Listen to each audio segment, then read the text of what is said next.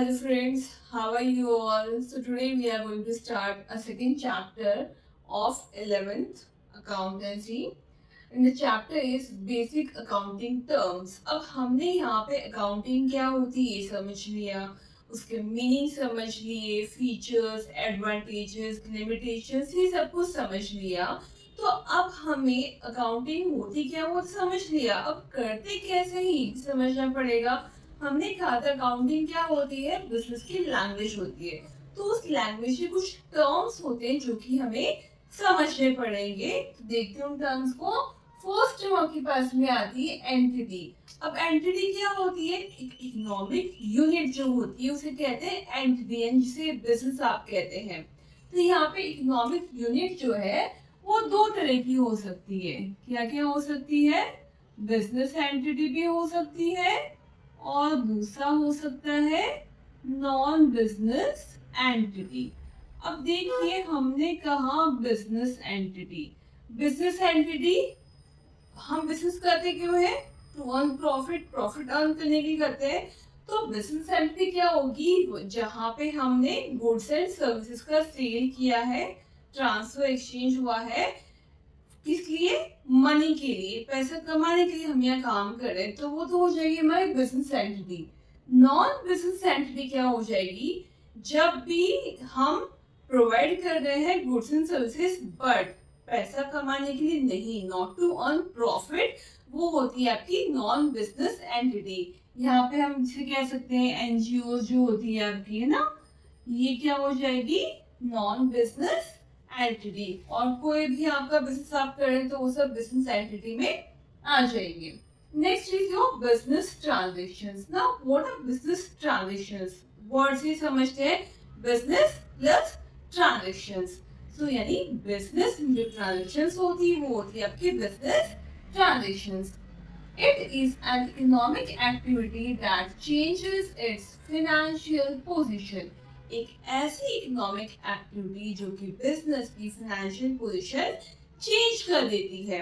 देखिए इसमें क्या चीजें होनी चाहिए, फर्स्ट ऑफ ऑल ट्रांसफर और exchange of goods and services for money, यानी गुड्स एंड सर्विसेज का या तो गुड्स में डील कर रहे हैं या फिर सर्विसेज में डील कर रहे हैं, तो उनका एक्सचेंज या फिर ट्रांसफर होना चाहिए टू अर्न मनी। मनी के बदले हम गुड्स सर्विसेज दे रहे हैं, तो वो हो जाएगी आपकी business transaction. Next, it has dual aspect. Dual aspect यानी दो इफेक्ट होते हैं, कोई भी ट्रांजेक्शन होती है तो उसके दो इफेक्ट होते हैं। इसे समझने एग्जांपल से, अगर आप गए शॉपकीपर के पास में पेन लेने के लिए, ओके, तो आपने पेन के लिए पूछा, शॉपकीपर ने पेन आपको दिया, तो आप क्या करेंगे, पहले घर आ जाएंगे, नहीं, हम क्या करेंगे, पेन जब हमने लिया है उस पेन की कुछ प्राइस है, कुछ अमाउंट है जो हमें पे करना पड़ेगा, तो उसके लिए वो प्राइस हमें पे करना पड़ेगा। यानी पेन हमने लिए और पैसे दिए उस पेन के बदले। तो यहाँ पे डुअल एस्पेक्ट क्या आया, अगर हमारे पास में पेन आया है तो पैसा गया है, यानी एक ट्रांजेक्शन में डुअल एस्पेक्ट होता है, एक चीज आएगी और दूसरी चीज जाएगी, that is dual aspect. Next is event. The result of an transaction is event, यानी अभी हमने देखा है ट्रांजेक्शन है, ठीक है। अब इस ट्रांजेक्शन का जो रिजल्ट है उसे हम कहते हैं इवेंट। अब देखिए, अगर हम कहते हैं कि हमने 6 लाख के क्या किए, 6 लाख का सामान परचेज किया और हमने सेल किया उसे 8 लाख में, ठीक है। 6 लाख का सामान था, हमने सेल किया उसे 8 लाख में, तो अल्टीमेट क्या रिजल्ट रहा, क्या रिजल्ट निकलेगा इसका, 6 लाख का सामान था, 8 लाख में बेच दिया, यानी 2 लाख क्या हो गया, प्रॉफिट हो गया हमें। तो ये हो गया आपका event. Next is your account. अब देखिए अकाउंट क्या होता है, हमने बात की थी कि हमारे बिजनेस में नंबर ऑफ ट्रांजेक्शंस होती है, कई बार पैसा आ रहा है, जा रहा है, आ रहा है, जा रहा है ना। तो अगर पैसा आ रहा है और जा रहा है, आ रहा है, जा रहा है, जा रहा है, आ रहा है, अगर हम सारे एक ही जगह रिकॉर्ड करेंगे तो उसे हमें वापस उसकी समरी निकालना थोड़ा डिफिकल्ट हो जाएगा, ठीक है। तो इस चीज को इजी करने के लिए हम क्या करते हैं, इस तरह से एक टी शेप का अकाउंट बना लेते हैं। इसे कहते हैं डेबिट साइड, इसे कहते हैं क्रेडिट साइड। तो जैसे भी हमारे रूल्स होते हैं अकाउंट्स के, इस अकॉर्डिंग हम एक साइड तो जो सामान आ रहा है, एक साइड जो पैसा आ रहा है उसे रिकॉर्ड कर लिया हमने, एक साइड जो जा रहा है उसे रिकॉर्ड कर लिया। अब जितना आया, सपोज हम कहते हैं कि हमारे पास में 40,000 आया है और हमारे पास से गया है यहाँ पे 20,000, तो अल्टीमेटली जो रिमेनिंग 20,000 है वो क्या हो जाएगा, इतना पैसा आपके पास में है। तो इस तरह से ये आपका अकाउंट बनता है कैपिटल। सो कैपिटल क्या होता है, amount invested bye proprietor in a business. देखिए, जब भी हम बिजनेस स्टार्ट करते हैं तो हमें कुछ मनी इन्वेस्ट करना पड़ता है, यानी कुछ पैसा लगाना पड़ता है। बिना पैसे के आप बिजनेस नहीं कर सकते। तो यहाँ पे वो पैसा जो कि ओनर बिजनेस में लगा रहा है, जिस पैसे से बिजनेस स्टार्ट कर रहा है, उसे कहा जाता है कैपिटल। अगर हम कहते हैं कि मिस्टर एक्स जो है 10 लाख रुपीज से अपना बिजनेस स्टार्ट कर रहे हैं, तो यहाँ पर 10 लाख रुपीज क्या हो जाएगी, उनकी कैपिटल हो जाएगी। Next, drawing. अब देखिए, बिजनेस में ओनर ने पैसा लगाया, ठीक है, पैसा लगाया, उसमें बिजनेस स्टार्ट किया। अब बिजनेस कर क्यों रहा है, अपनी बेसिक रिक्वायरमेंट्स फुलफिल करने के लिए। भाई घर के भी कुछ खर्चे होते हैं उसके, तो वो खर्चे निकाले कहाँ से, भाई जो पैसा था उसने बिजनेस में लगा दिया। अब घर के खर्चे निकाले कैसे, तो यहाँ पे अपनी पर्सनल यूज के लिए कोई भी पैसा या सामान अगर वो बिजनेस से लेके जाता है, उसे कहा जाता है ड्रॉइंग। देखिए, कैश और goods withdrawn by the owner for personal use. सो अपने पर्सनल यूज के लिए ओनर कोई भी कैश या सामान अगर लेके जाता है बिजनेस में से, तो उसे कहा जाता है drawings. Next is your liability, amount which the firm is liable to pay to outsiders. वो पैसा जो कि फर्म को आउटसाइडर्स यानी बाहर वालों को देना है, उसे कहा जाता है लायबिलिटी। यानी उसने पैसा लिया है किसी से और उसे वो पैसा, अभी जब पैसा लिया है तो चुकाना भी तो पड़ेगा, तो फर्दर उसे पैसा देना है, तो उसे कहा जाता है लायबिलिटी। तो यहाँ पे लायबिलिटी को हमने डिवाइड किया for the internal liability and external liability. Internal नाम से समझ में आ रहा है, अंदर वाले लोग जिनसे कुछ पैसा लिया है। तो इंटरनल लायबिलिटी में देखिए हो सकता है यहाँ पे आपका ओनर हो जाएगा, ओनर जिसने बिजनेस में पैसा लगाया है, तो उसने पैसा लगाया तो पैसा वापस देना भी तो पड़ता है उसे, पैसे के बदले प्रॉफिट दे रहे हैं, ठीक है। तो ये होगी इंटरनल लायबिलिटी, किसकी हो जाती है, ओनर की हो जाएगी। एक्सटर्नल लायबिलिटी यानी बाहर वाले कुछ लोग जिनसे हम पैसा लिया है हमने, जैसे हम कह सकते हैं यहाँ पे बैंक कह सकते हैं, बैंक से अगर लोन लिया है हमने, फिर यहाँ पे हो जाएंगे आपके क्रेडिटर्स हो जाएंगे, फिर यहाँ पे हो जाएगा बिल्स पेबल या बैंक ओवरड्राफ्ट। तो ये सब क्या हो जाएगी आपकी एक्सटर्नल लायबिलिटीज, यानी बाहर वाले से जो पैसा लिया है वो हमें पे करना है। अंदर वालों से लिया तो इंटरनल लायबिलिटी, बाहर वालों से लिया है तो एक्सटर्नल लायबिलिटी। फर्दर हमने टाइम की बेसिस पे डिवाइड किया है लायबिलिटीज को, करंट एंड नॉन करंट। देखिए, नॉन करंट लायबिलिटीज को हम लॉन्ग टर्म भी कहते हैं। लॉन्ग टर्म क्यों कहते हैं, नाम समझ में है, लॉन्ग टाइम यानी लंबे टाइम के जो हमने पैसा लिया उधार, उसे हम कहते हैं नॉन करंट लायबिलिटीज। अब इसमें देखिए, इसमें क्या क्या चीजें आ जाएगी, आपका बैंक से लोन लिया है तो वो आ जाएगा आपके नॉन करंट लायबिलिटीज में।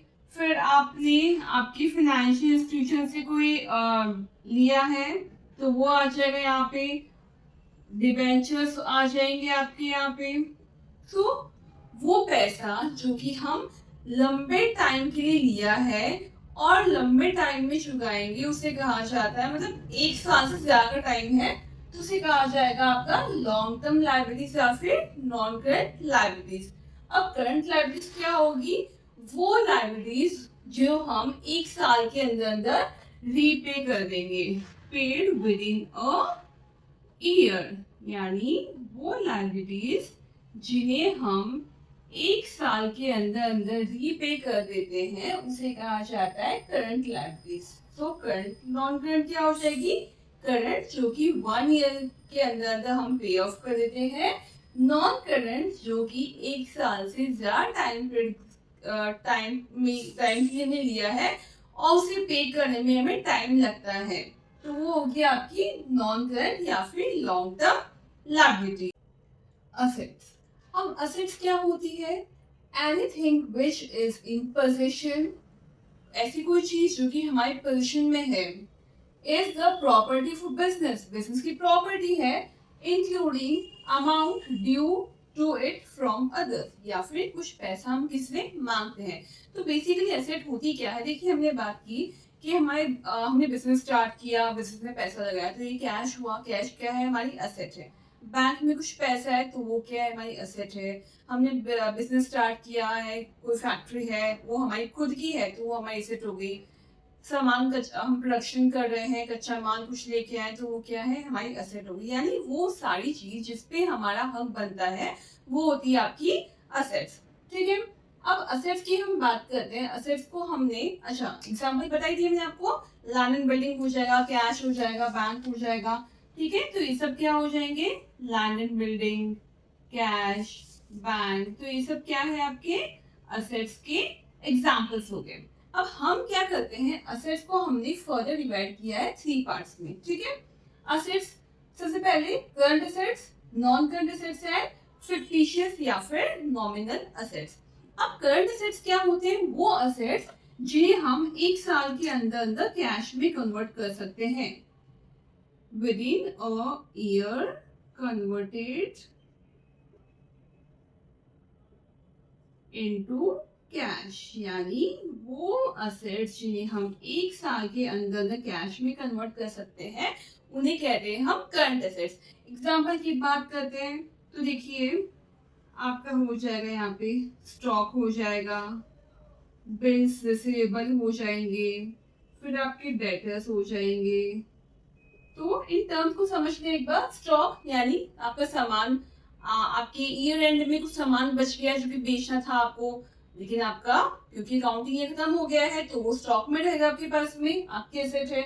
बिल्स रिसीवेबल, डेटर्स, यानी आपने किसी को उधार पे सामान बेच दिया है, उससे पैसा लेना है, तो क्या है? आपकी प्रॉपर्टी हो पैसा, तो ये आपके करंट असेट्स में आते हैं। तो करंट असेट्स क्या हुए? वो असेट्स जिन्हें आप एक साल के अंदर अंदर कैश में कन्वर्ट कर सकते हो, वो होते हैं आपके करंट असेट्स। अब बात करते हैं नॉन करंट असेट्स, वही यानी जिन्हें आप एक साल के अंदर कैश में कन्वर्ट नहीं कर सकते हैं। वो सारी चीजें जिन्हें आप एक साल के अंदर कैश में कन्वर्ट नहीं कर सकते हैं, can not be converted into cash with in a year, यानी एक साल में आप उसे कैश में कन्वर्ट नहीं कर सकते एक साल के अंदर, तो वो हो जाएंगे आपकी नॉन करंट असेट्स। अब हमने क्या किया है? नॉन करंट असेट्स को भी 2 पार्ट्स में डिवाइड कर दिया है, टेंजिबल असेट्स और इनटेंजिबल असेट्स। अब टेंजिबल नाम से मालूम चल रहा है फिजिकल एक्सटेंस जहाँ पे होता है, यानी जिन असेट्स का फिजिकल एक्सटेंस है उन्हें हम कहते हैं टेंजिबल असेट्स। अब हम किस देख सकते हैं? देखिए, मार्कर हम देख सकते हैं। ठीक है, तो मेरे लिए एसेट हो गई है। अब ऐसे बिजनेस की बात करते हैं तो लैंड एंड बिल्डिंग है ना, लैंड है, बिल्डिंग है, तो ये सब क्या हो जाएंगे? टेंजिबल असेट्स हो जाएंगे। लैंड हो गया, बिल्डिंग हो गई, मशीनरी हो गई, तो ये सब क्या है? इनको आप देख सकते हो, तो ये क्या हो जाएगी? आपकी टेंजिबल असेट्स। इनटेंजिबल असेट्स की बात करते हैं तो इनटेंजिबल में क्या आ जाएगा? वो चीज जिन्हें आप देख नहीं सकते, जिसका कोई फिजिकल एग्जिस्टेंस नहीं है, वो होती है आपकी इंटेंजिबल असेट्स। एग्जांपल की बात करते हैं तो देखिए, गुडविल हो जाएगी। गुडविल यानी आपकी बिजनेस की रेपुटेशन, तो क्या उसका कोई फिजिकल एग्जिस्टेंस है? आप टच कर सकते हो उसे? नहीं कर सकते, तो वो है आपकी इंटेंजिबल असेट। ऐसे ही पेटेंट्स की बात करते हैं, पेटेंट्स हो गए, कॉपीराइट हो गया, तो ये सब क्या है? आपके इंटेंजिबल असेट्स है। फिर हम बात करते हैं फिक्टिशियस और नॉमिनल एसेट्स, यानी ऐसे एसेट्स जो कि हमें एसेट्स शो होते हैं बट वो एसेट्स एक्चुअल में होते नहीं है। देखिए एग्जांपल के लिए हम लेते हैं हमारा एडवर्टीजमेंट एक्सपेंसेस। अब देखिए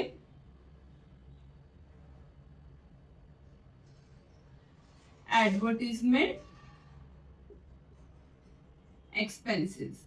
अब अगर हम कहते हैं कि हमने क्या किया है, 2 लाख रुपए खर्च किए हैं हमारे बिजनेस के एडवर्टीजमेंट पे, तो अगर हमने 2 लाख रुपए खर्च किए हैं और इस 2 लाख का रिजल्ट हमें मिलेगा आने वाले 4 सालों तक, तो क्या ये 2 लाख हम एक ही साल में हमारा खर्चा शुरू के मैनेज कर देंगे? नहीं। अगर ऐसा करेंगे तो बिजनेस में प्रॉफिट होगा ही नहीं हमें, क्योंकि हमें इसका रिजल्ट आने वाले 4 सालों तक मिलने वाला है। तो हम क्या करेंगे, एक साल में कितना अमाउंट लेस करेंगे, 2 लाख डिवाइड बाय 4 यानी कि 50,000। तो एक साल में यानी पहले साल में हम ये एडवर्टीजमेंट एक्सपेंस नाम से 50 यहाँ पे शो करेंगे खर्चा इस साल में। हमने असेट्स, लायबिलिटीज एंड कैपिटल पढ़ा। अब इनका रिलेशन देख लेते हैं। क्या है इनका रिलेशन? होता है assets is equals to liability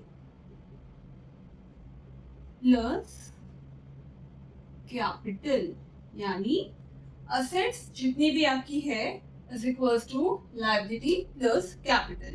अच्छा, assets हम पढ़ चुके हैं, liability पढ़ ली, capital पढ़ ली। बताइए assets क्या होती है? yes, assets यानी हमारी बिजनेस की जो प्रॉपर्टी है वो assets हो जाएगी आपकी। लाइबिलिटी जो पैसा आपने किसी और से लिया है, आपको देना है वो पैसा। और कैपिटल जो कि बिजनेस में ओनर ने लगाया है वो होता है कैपिटल। तो ये है इन तीनों का रिलेशन। इसी तरह अगर आपको लाइबिलिटी कैलकुलेट करनी हो, असेट्स एंड कैपिटल गिवन हो, तो क्या कर देंगे, liability is equals to assets minus capital. ठीक है, अगर वापस से रिप्लेस कर दिया जाए, कैपिटल कैलकुलेट करना हो तो क्या हो जाएगा, असेट्स माइनस लायबिलिटी। तो ये है इन तीनों का रिलेशन। एक्सपेंसेस। अब एक्सपेंसेस क्या होती है? वो कॉस्ट जो कि हमें गुड्स या सर्विसेज को बनाने में आती है उसे हम बोलते हैं एक्सपेंस, यानी वो सारा खर्चा जो कि हमें कोई गुड्स या सर्विस जो कि हमें देनी है कस्टमर्स को, उसे बनाने में जितना भी खर्चा आता है उसे बोलते हैं हम एक्सपेंस। देखेंगे cost incurred in producing and selling the goods, उसे हम कहते हैं एक्सपेंस। ठीक है, नेक्स्ट आपके पास आता है रेवेन्यू। What is revenue? अब देखिए जो भी हमने गुड्स एंड सर्विसेज बनाए हैं उन्हें बेचकर जो पैसा हमें मिलता है उसे हम कहते हैं रेवेन्यू, यानी उन्हें बनाने का जो भी खर्चा है उसे हम बोलेंगे एक्सपेंस। गुड्स एंड सर्विसेज को बनाने का जो खर्चा है वो है एक्सपेंस। और अब यहाँ पे उन्हें बेच कर जो पैसा मिलेगा उसे हम कहेंगे रेवेन्यू। तो amount received from sale of goods is called revenue. Next is your income. Income क्या होती है? देखिए अभी हमने पढ़े हैं एक्सपेंसेस और रेवेन्यू।